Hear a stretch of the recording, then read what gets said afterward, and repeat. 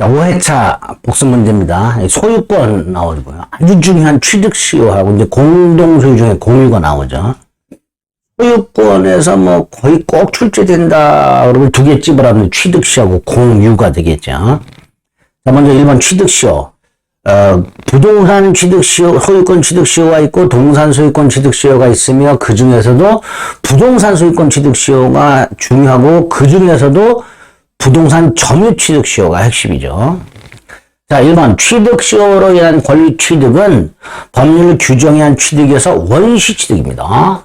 따라서 원칙적으로 기존에 있던 권리, 소유권, 그 기존의 소유권에 붙어있던 제한물권은 소멸하는 게 원칙입니다. 대원칙입니다. 2번 취득시효 기간이 경과한 후에 시효 취득자가 소유권 이전 등기를 하기 전에 제3자에게 소유권이 넘어갔다. 245조 1항에 의하면 취득시효 기간 20년 이상을 점유한 사람은 등기를 해야 소유권을 취득하도록 되죠.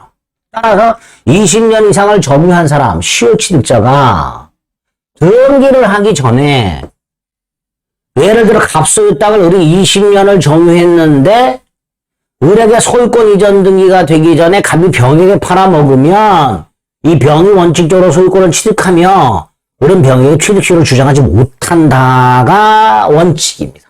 옳은 질문이죠. 그래서 시효 취득자 을은 그 병을 상대로는 이전 등기를 청구할 수 없고 일필토지 일부의 점유 취득시효 가능하죠. 근데 등기부 취득시효는 안 됩니다. 등기부 취득시효는 소유자로 등기가 돼야 되는데 일필토지 일부에 대한 소유권 등기는 불가하기 때문에 일필토지 일부에 대해서는 점유 취득시효만 되고요. 등기부 취득시효는 안 됩니다. 4번 등기부 취득시효는요. 소유자로 등기가 된 자가 245조 2항 소유자로 등기가 일단 된 자가 물론 그 등기는 무효 등기가 되어야 되죠. 무효 등기인 경우에 10년간 소유회사로 평온하고 공연하게 엔드 선이며 과실 없이 점유해야 되고요. 이 선의 무과실 점유는 점유의 모든 기간 즉 10년 동안 선의 무과실일 필요는 없고요. 점유를 개시할 때만 선의 무과실이면 충분하다라는 게 판례죠. 자, 5번은 이거 지난 회차 점유에서도 봤죠. 직접 점유뿐만 아니라 간접 점유의 경우에도 취득시효 요건으로서의 점유에 해당한다 그랬죠. 틀린 것은 4번 이렇게 되겠죠. 부합 소유자가 다른 두 개의 물건이 합체가 돼서 하나의 물건이 만들어지는 거고 부동산에 물건이 부합하는 경우와 동산끼리 부합하는 경우로 나뉘게 되며 동산끼리 부합이 되었을 때는 원칙적으로 주된 동산 소유자가 소유권을 취득하되 주종을 의결할 수 없을 때는 부합 당시 가액비율을 공유하죠. 반면에 부동산의 물건이 부합했을 때는 원칙적으로 기존 부동산 소유자가 소유권을 취득하게 됩니다.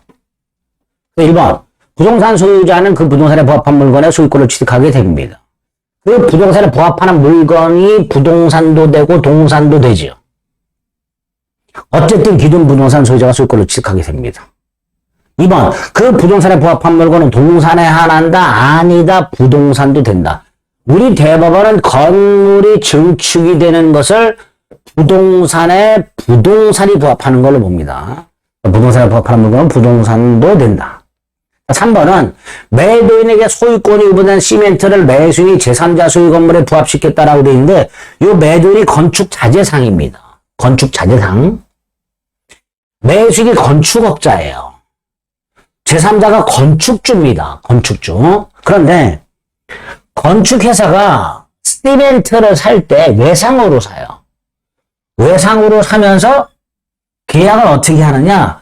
시멘트 대금을 전부 지급할 때까지는 매도인에게 소유권을 유보시켜요. 건축자재상에게. 그러니까 결국 건축업자는 시멘트 매수인은 건축자재상의 시멘트를 자재상 소유 시멘트를 건축주 소유 건물에 부합을 시켜버린 거예요.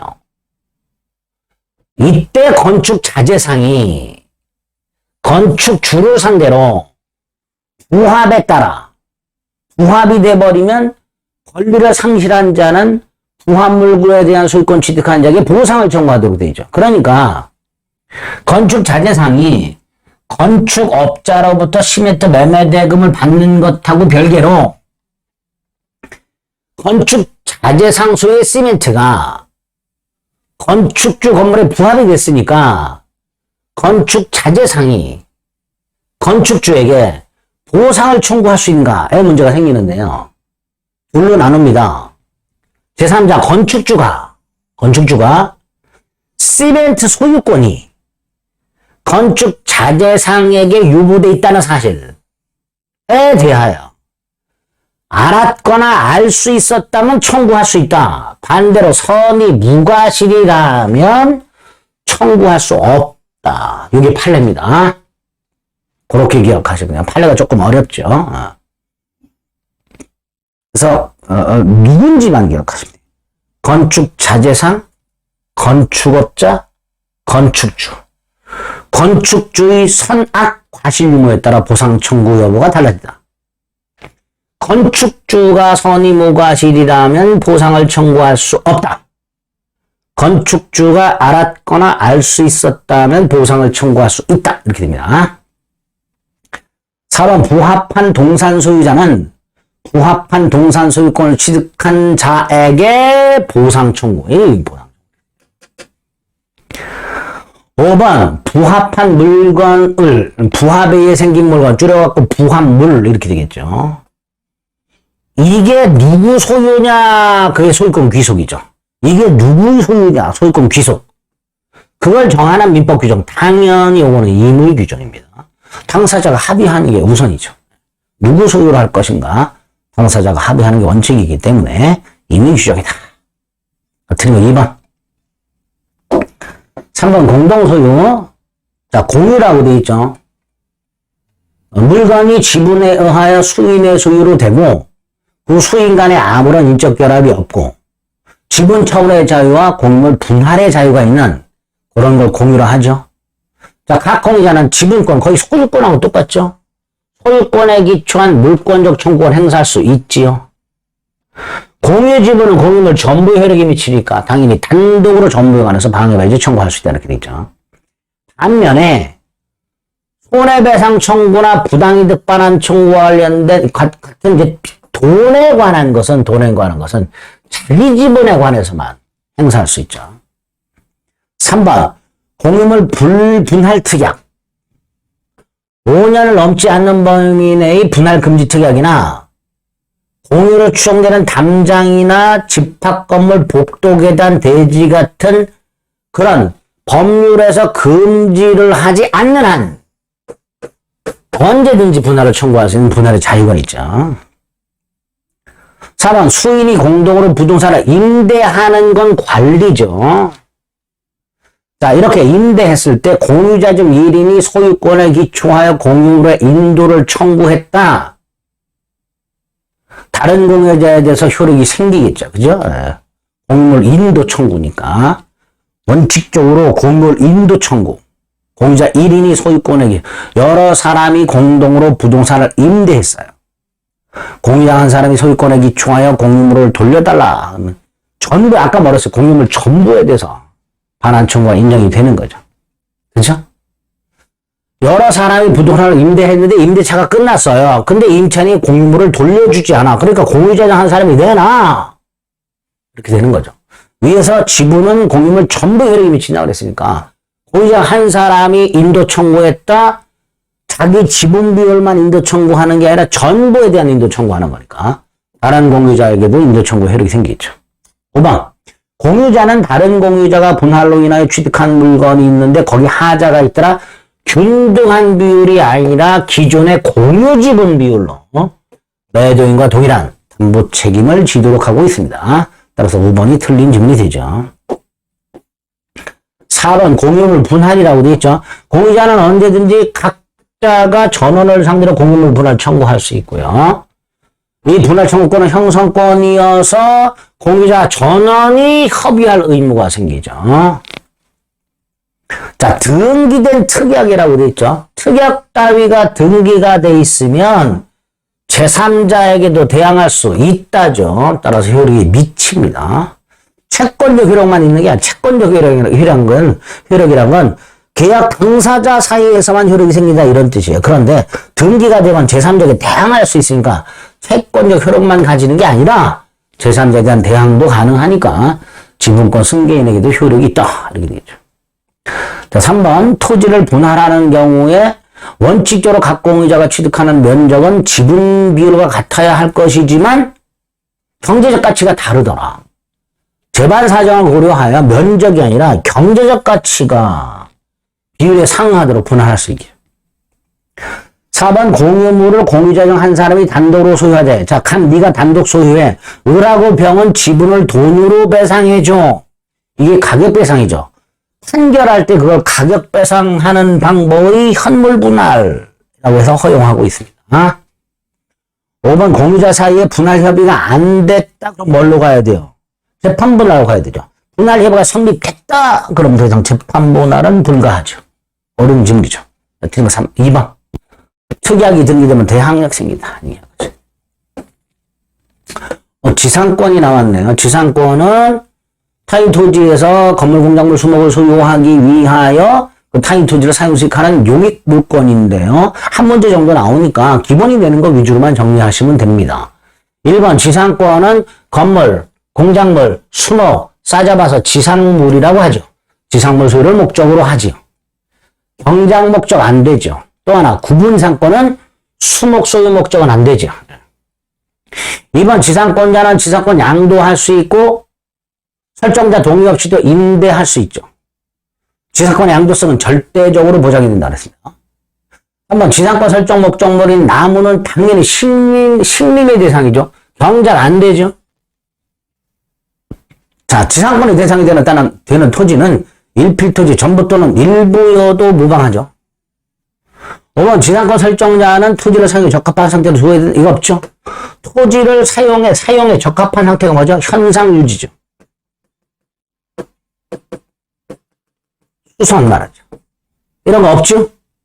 목적물에 대한 현상 유지 수선 의무는 지상권자에게 있습니다. 설정자는 지상권자의 사용 수익을 방해만 안 하면 됩니다. 이게 임대차하고 본질적으로 달라지는 부분이죠. 그리고 5번. 6번 지상권자에게 인정되는 권리가 아닌 것은 자, 일단 지상권자는 갱신 청구할 수 있고 거절당하면 지상물 매수 청구할 수 있죠. 토지를 사용하려면 점유해야 되죠. 물권적 청구는 인정이 되죠. 필요비 안 되죠. 유익비만 되죠. 용익물권자들은 공통적으로 필요비 상환 채권이 없습니다. 왜? 아까 현상유지를 용익물권자 스스로 해야 된다 그랬잖아요. 현상유지를 용익물권자 스스로 한다는 게 무슨 뜻이에요? 비용을, 필요비를 용익물권자가 부담한다라는 뜻입니다. 4번 없죠. 7번 법정상권. 법정상권은 법률 규정에 의하여 취득하는 지상권이니까 당연히 등기를 요하지 않죠. 하지만 187조 단서에서 뭐라고 돼 있어요? 처분하려면 등기해야 된다. 등기하지 않으면 처벌하지 못한다. 이렇게 되죠. 자, 2번. 대지와 건물이 동일한 소유자에 속한 경우에 건물의 전세권이 설정됐다. 305조. 그 대지의 특별 승계인은 전세권자가 아니라 전세권 설정자죠. 전세권자가 아니라 건물 소유자인 전세권 설정자에 대한 지상권을 설정한 것으로 보면 이렇게 되죠. 305조 법정상권이죠. 305조나 366조 법정상권에 관한 규정은 강행 규정이기 때문에 특약으로 배제할 수 없습니다. 원칙. 구분수적 공유라고 되어 있는데 공유로 등기되어 있으나 특정 부분을 배타적으로 사용하는 부분을 말하고요. 자, 구분수적 공유관계에 있는 자가 자신의 특정 소유. 근데 왼쪽이 갑이 특정해서 소유해. 그런데 자신의 특정 소유가 아닌 여기에다가 건물을 지어. 그럼 물 소유 땅 갑 소유 건물이잖아요. 법정사건에 성립하지 않는다. 이렇게. 5번은 갑 소유 미등기 건물이 존재하는 땅이라고 되어 있죠. 그러니까 땅이 있고 건물도 있는 상태에서 물론 이 건물이 미등기 건물이긴 하지만 일단 건물이 있는데 저당권이 설정됐으니까 법정사건이 인정이 돼야 되겠죠. 자, 미등기 건물이 존재하는 갑소유 토지에 저당권이 설정됐는데 그 지상의 미등기 건물이 나중에 등기를 갖추고 팔렸어요. 병에게. 그리고 나서 저당권이 실행이 돼요. 그럼 요거 건물 양수인 얘가 법정상권을 취득하게 되겠죠.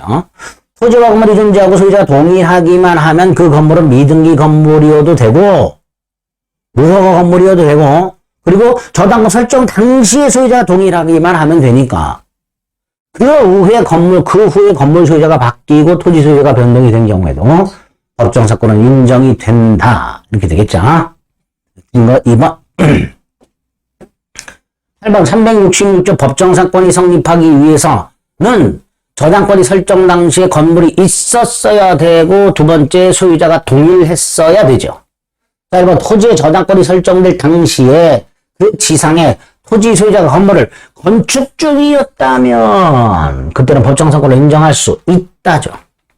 2번 건물 없는 나대지에 저당권이 설정된 후에 건물이 지어졌으니까 법정사건은 인정 안 되죠. 3번 건물 없는 땅에 1번 저당권이 설정됐습니다. 자, 1번 저당권. 최선순위 저당권이 설정될 당시에 건물이 있었어야 돼요. 근데 없잖아. 따라서 법정사건 인정 안 되죠. 4번 토지 저당권 설정 당시 존재하던 건물이 미등기여도 되고 무허가 건물이어도 되죠. 법정사건 인정되죠. 5번 토지 저당권 설정 당시 존재하던 건물이 있었어. 갑수요 땅에 갑수요 건물이 있었어. 그리고 땅에 저당권이 설정됐어. 그리고 나서 건물이 철거 후 신축됐어. 법정사건 인정되지요. 다만 토지 건물에 공동저당권이 설정되고 나서 건물이 철거 후 신축됐을 때 이때는 안 된다 그랬죠. 그래서 5번하고 비교해서 기억을 해 주셔야 된다. 그랬습니다. 네. 9번 분묘기지권이라고 되어 있죠. 분묘기지권이 뭐죠? 타의 소유 토지에 분묘를 설치하고 분묘에 대한 제사수 봉사를 목적으로 분묘기지 주의 공지를 사용식할 수 있는 관습법상 지상권 유사의 물권이라 했고요. 분묘기지권은 분묘에 대한 제사수 봉사를 계속하는 한 분묘기지권을 존속한다 그랬죠. 민법상 지상권 존속기간에 관한 규정은 적용되지 않는다 그랬습니다. 2001년 1월부터 시행된 장사득에 관한 법률, 그 법이 시행되기 전 타인 토지 무단 설치한 자가 20년 이상을 평온하고 공연하게 점유하면 분묘기지권을 시효취득하죠. 물론 등기 필요 없죠. 분묘기지 소유권이 아니라 분묘기지권을 시효취득하게 됩니다. 3번 분묘기지권을 시효취득했을 때 지료 지급해야 되는데 언제부터 지급하죠? 분묘기지권이 성립한 때가 아니고 토지 소유자가 지료를 청구한 때. 토지 소유자가 지료를 청구한 때. 봉본의 형태로 공시한다 그랬으니까 등기 필요 없다 그랬고요. 5번 분묘기지권에 해롭게 미치는 범위 내에서 쌍분이 됐든 기존 묘와 합장하여 단분이 됐든 새로운 묘지 설치할 수 없고 이장도 안 된다 그랬죠. 분묘기지권에 해롭게 미치는 범위 내에서 이장 이것도 안 된다 그랬습니다. 틀린 것은 3번. 자, 10번 지역권. 지역권도 조문 위주로 봐주면 된다 그랬어요. 첫째, 요역지 소유자가 아닌 자, 요역지의 지상권자 등도 지역권 취득할 수 있지요. 요역지 소유권 이외의 권리의 목적이 된다. 이렇게 되어 있죠. 요역지의 불법 점유자나 요역지의 명의 신탁자는 안 돼요. 요역지의 불법 점유자나 요역지의 명의 신탁자는 안 되고 그걸 제외한 소유자, 지상권자, 전세권자, 임차인 다 지역권 취득할 수 있습니다. 2번 공유자 1인에 의한 지역권 소멸시효 중단이라고 되어 있죠. 소멸시효 중단은 한 사람만 중단시켜도 모든 공유자에서 중단의 효력이 있다죠. 296조.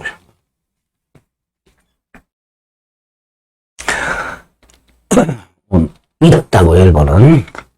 3번 지역권의 수발성을 배제하는 특약은 유효하죠. 292조 1항.